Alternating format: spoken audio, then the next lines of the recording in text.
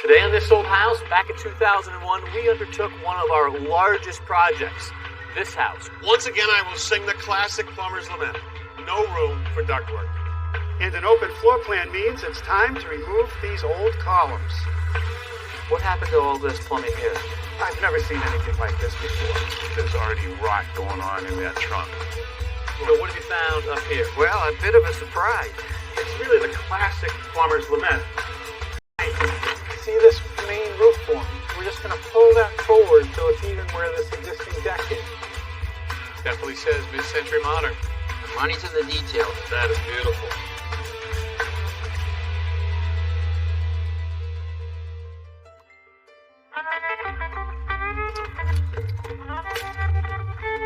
Hi there, Kevin O'Connor, and welcome back to This Old House here in Brookline, Massachusetts, where we've got ourselves a mid-century modern home built in 1957.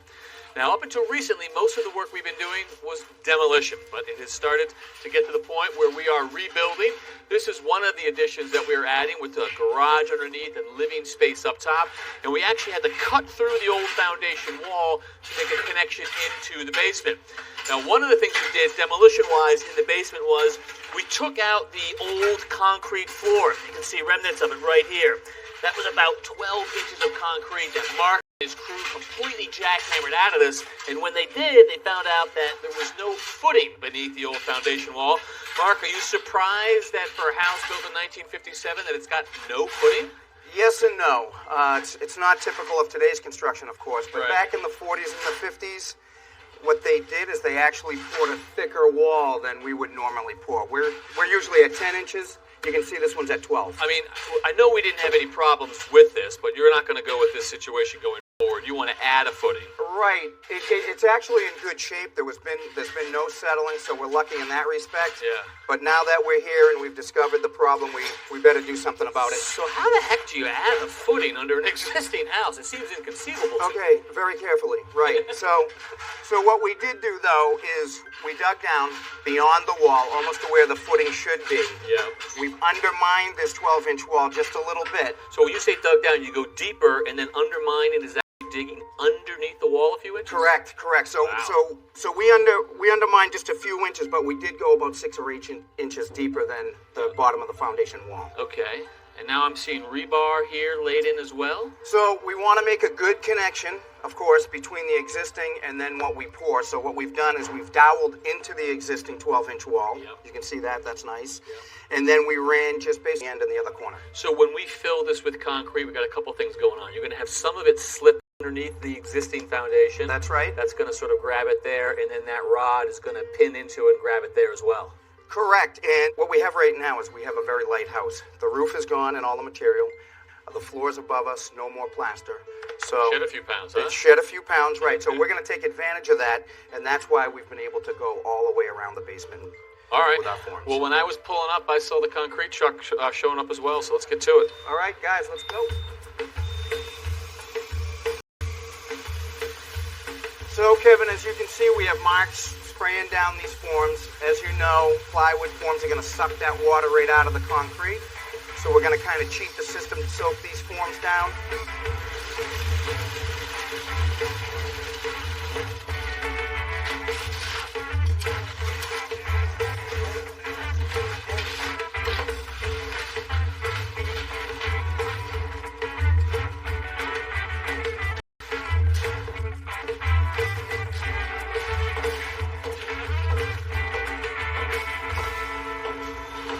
Okay, Mark, your hard-working crew's making short work of this. Yeah. So it went great. We're all the way around to the end. Yeah. I'm troweled up until this corner. Yeah. I'm actually getting set up over here, so Already, that's huh? why we're going to move quick.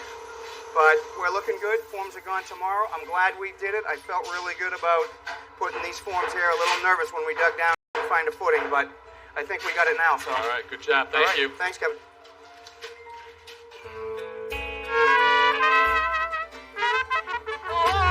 Ahoy! This is Bermuda! When we first got here, boy, this neighborhood was in tough shape. As part of This Old House's 40th anniversary, we are revisiting some of our favorite projects. This is great. And that brings me to Manchester by the Sea on Massachusetts North Shore. Back in 2001, we undertook one of our largest projects. this house right here, situated on the Atlantic Ocean. When Steve Thomas and Norm first arrived at the project, they found a stately 1880s mansion that was hidden behind a funky 70s renovation. Norm said it looked like a cheap motel on Cape Cod. These wooden columns, they're classic, but the rest of the house doesn't make sense, so what gives?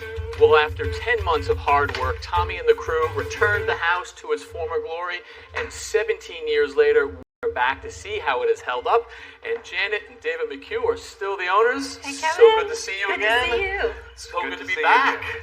Been a long time since I've been here. You guys have been here the entire time. What's it been like? How's the house held up? It's been It's fantastic. been wonderful. Really? We love it. We've had no major issues. It's held. And I was just a viewer back then, but it looks the same. Yeah, it really followed the plan in every regard and has enabled us to have a really comfortable place to live and bring a family in it. And we've had a wonderful time with the house. So let's talk about the plan. This entryway was a big part of it. Yes. This is the grand entry. Tell us about this story. Well, it has sort of a summer identity and a winter identity. In the summer identity, as you see, walk in the door and you immediately see it centered on the gazebo. It's the iconic sign of gazebo of Manchester. And so that is an incredible view. And we added this second row of windows up here so that it gave it a great feeling of spaciousness and height and bring all of that bright summer light into the entranceway. And it's also beautiful in the winter because at Christmas time we have about a 12-foot Christmas tree in the center of this area, which is just beautiful, and the gas fireplace in the corner is lovely. Right. It's just perfect. Well, as I said, I was a viewer back then, and one of the highlights for me was the music room and all the effort that went into that special place. Can we look at that? Sure. So this is the music room, and when we first bought the house, this was the outside wall. But there was a room here originally. Yes, there was, and we decided to put it back with the same sort of proportions as it had before, but with a new mission, which is to be a music room. Right, and that is your baby. Absolutely, and it's been the site of some very nice performances, starting with the rap party, actually. Right. And the acoustic designer said we have two problems to solve here. The first is we have to project the sound out from where the piano is, because this big beam right here, carrying beam, which has to be there, and the concern was that that's blocking the sound, which goes upwards and then it gets blocked. So to counteract that, he made the ceiling out of speaker fabric and got two very large styrofoam reverberators and put them above there, so that when you hear the sound of the piano here, it gets past that beam and out into the listening area. Which looks like a music hall. Indeed, and that was the intent, is to make it feel like a music hall. It has with it the problems of a music hall ceiling, which is that it creates reverberations.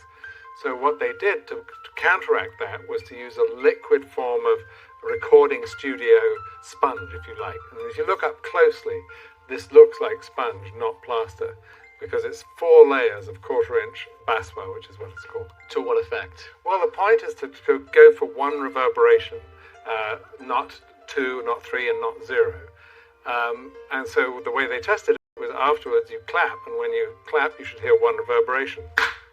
One reverberation. So success. Yep, indeed. Nice. It is a little brighter than I remember. Wasn't it natural wood? That's right, Kevin. No, actually we had a mahogany veneer in here, which was, so we decided to choose a historical color, this gold, to brighten it up, and I think it's a great success. It's beautiful and looks historic. It does.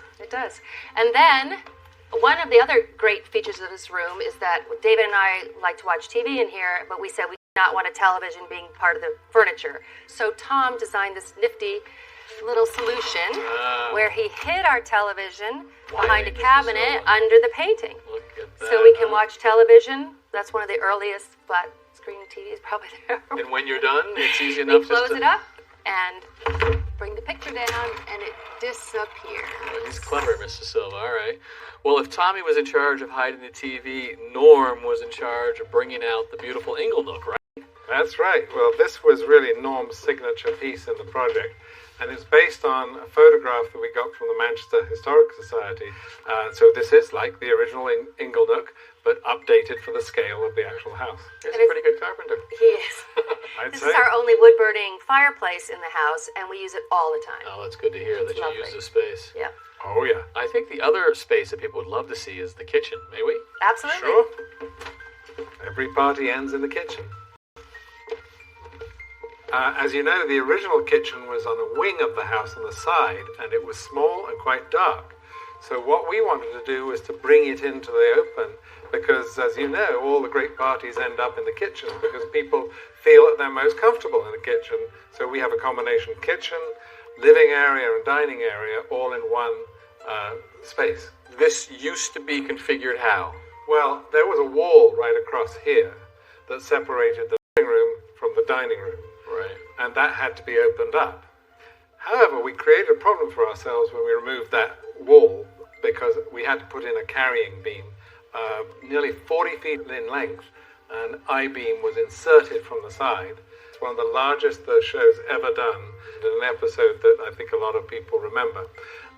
But the consequence is that we do have one big open space. Right. In the center of the house, Sure. which is really lovely. With the beautiful views out to the water. Absolutely. And the other challenge we had in this space was it was really dark. There were very low ceilings, and we wanted to add the porch roofs on, which would make it even darker. So Tommy figured out how to get at least 12 more inches in the ceiling height, which was fantastic. And he also wrapped the molding around up onto the ceiling, which gave the illusion of it being a tall, higher ceiling. Right. And the other thing he did to let more light in the room was to replace an old shed roof that was over the diamond light windows with this glass light. This area used to be a sitting area when it was the living room, and I wanted to have geraniums, and so they built these beautiful copper trays, have the geraniums in, and then Rich Trathui came up with the idea of piping windows. Sure. Yeah, that sounds It's like our beautiful. I guys, love it. absolutely, all It the works. way. So it looks so similar to the day the project was finished. Does that suggest that you feel like you nailed it the first time around? Absolutely. I think so. It was a huge Yeah. success. Yeah. We love it. Still a beautiful house. Thank you. Thank you so much for showing us around. Good Thank to see you. you again. Good to be back.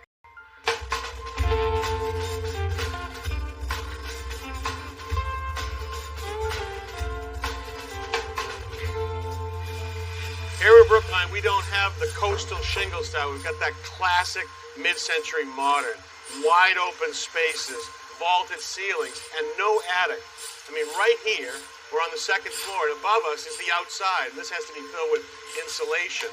We can't really put ductwork in there. And where are you going to hide something like this up here in this wide open space? So, as they say on my favorite TV show, it's the classic plumber's lament. From the cooling standpoint, a lot of people would just go with these high sidewall cassettes. You see them everywhere nowadays, and you can have multiple units. But this building's got probably 6 different zones or areas on a bunch of different levels. So that means in almost every room you're going to see this. And in these buildings, you really got to think about the visual side of it, because so much of it is this wide open plan. So we can and probably will on the cooling side use this mini duct system, because we can actually fish this up through and have this come up through the floor and just hide in the corners. And what we're really trying to do is make it disappear, okay, on the cooling side. Now, if you were here in 1950 when this building was first built, the way it probably would have been heated was something like this. This is copper fin baseboard. Okay, this is going to use heated water to pass through this heating element right here. And the way this goes is it goes down around the perimeter. So it would act as the baseboard in the building, and it would give multiple zones in the building, as many zones as you needed, and give really warmth and comfort going around the outside perimeter. In these modern style houses, you shouldn't also overlook these radiators. These are European radiators that come in every shape, style. Heated water goes through them. They can be this way, act as a towel warmer. This way, they even make flat panel radiators, and you could have these be a sort of an architectural element in the building. Now, those would be probably the least expensive, but really, people don't want to see anything in these buildings. And so for here, what we're going to probably do is do radiant floor heating. So in between the subfloor and the finished floor, whatever it is, we're going to do this aluminum track system with tubing going right here and circulate warm water through this. We can have as many zones as we will finish. If we're going in from below on some of the existing work, we might attach this to the underside of the subfloor, and you can see the tubing, which would have warm water circulating right here. Now, because we're going to have a heating boiler that's going to heat that water to just the right temperature, we can also use it to make hot water, but also in our poured basement, the new basement and the garage and snow melting, we can put this this out. It's a 2-inch rigid insulation with a grid system that'll hold that tubing in place to make with a vapor barrier, so we can just pour concrete over there. A flat, overhanging roof is a defining characteristic of a modern house, and our original structure had a nice deep one, and the additions we're putting on is going to have the same feature as well. Tommy, Charlie, how are you guys? Hey, Kevin. So roof work is underway. We've got some trim work to worry about. Yep, we got trim going on the house, and it's a real simple trim because all the detail in here is just fine lines. Yep. We're looking at fascia and soffit. Right, we want to get the fascia and soffit on so we can complete the roof. What are we using? This is a solid PVC product, and it's 3/4 of an inch in thickness and 18 feet long. It's the biggest piece of PVC I've ever seen. What is with the size? Well, we got this size specially because we have such a deep overhang. The soffit is 27 inches deep. With here. Yeah, so in order to take our leftover pieces and rip our fascias and other trim detail, virtually no waste. I've never seen 18 feet though before. Yeah, we use it as much as we can because you want to minimize the joints and seams today. You want to keep the house as airtight as you can. Okay. Okay, so the first thing we're going to do is we're going to rip down this piece that goes down here, which is 27 3/8. We're going to make it 27 inches. And I also have a joint on the other side that we have to deal with as the soffit comes up. So we show you how to make that joint. Okay. All right, so we're going to mark for a straight edge, and I'm going to put it on the back side of the straight edge. So I'm going to mark 19 3/4. Slide our straight edge over, put it on our mark. You good there, Charlie? And we have 27 1/8. Right now we're ready to measure for our length, and this side here has an angle on it of about 15 degrees. So what I'm going to do is, it's the measurement on the long side against the house is 168 3/4. That's the measurement that we have. I'm going to make it a good 1/4 inch longer because in the wintertime this is going to shrink down and I don't want that joint to open up. So this will be 169. On the short side up at the front against the back side of the fascia is 161 5/8. And I'm going to make it a 1/4 inch longer here.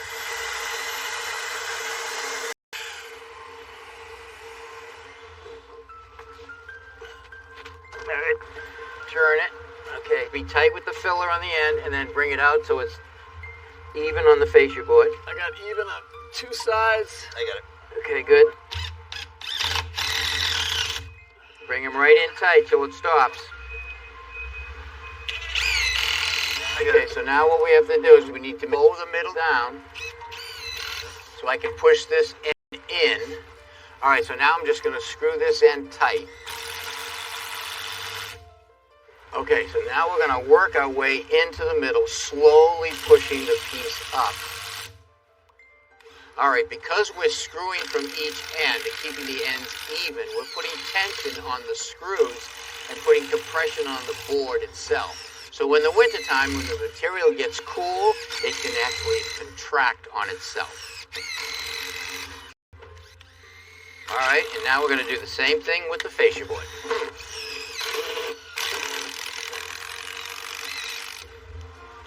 All we got to do is install the bongs in all the holes, and this fascia's done.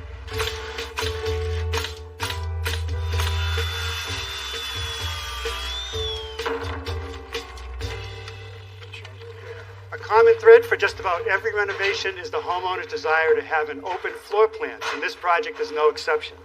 So Tom, how are we going to do this? All right, well remember, Norm, this was one big room right here. And there was a small wall that went across here with a doorway that went into the kitchen. A larger opening here to get to the back hall and a little seating area in the kitchen. Well, the homeowner doesn't want any of that. They want this open floor plan.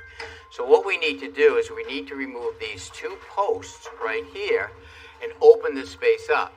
Now there's an existing beam up there.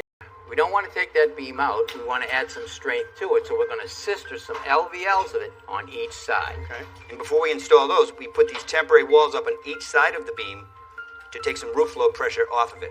Yeah, now we're ready for our LVLs.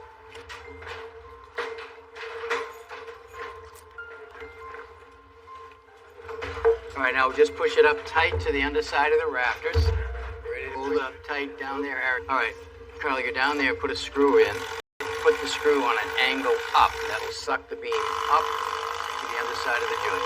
Right, good. See how that pull that beam right in flush tight? That's what we want. Work.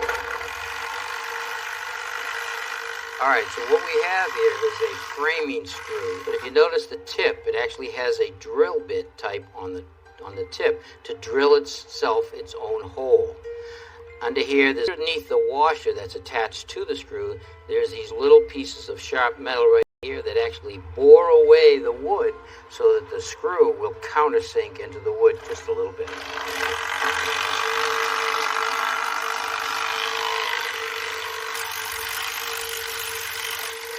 With the LVL fastened tight to the beam down on this end and up against the underside of the joist, we're going to try to clamp it on this side and pull it up tight to the underside of the rafters.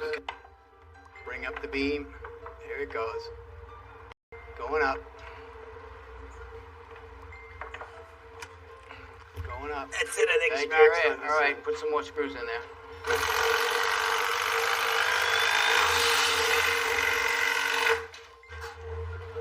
All right, ready? Got it? There, down there. Now drive it in. Okay, good. One on the bottom now. All right, good. So now down here, we need to put supports beside the 4x4 here on each side, all the way down to the plate. Put them in. Get them in nice and tight. Yeah. See that? Brought it right in tight. Getting close. About a quarter. Oop, that's it. Right in the butt. All right, perfect. Love to see that. That is some good progress for today, huh? Yeah, we got the supporting post in. All we have to do is remove all the old posts and the temporary walls. It's really going to open up the space. It's going to look good. And next week, we've got more beams going in and posts coming out down in the basement. So until then, I'm Kevin O'Connor. I'm Charlie Silva. I'm Norm Abram. I'm Tom Silva. I'm Eric Elson. And I'm Carly Campbell. For this old house here in Brookline. All right, let's get this stuff out of here.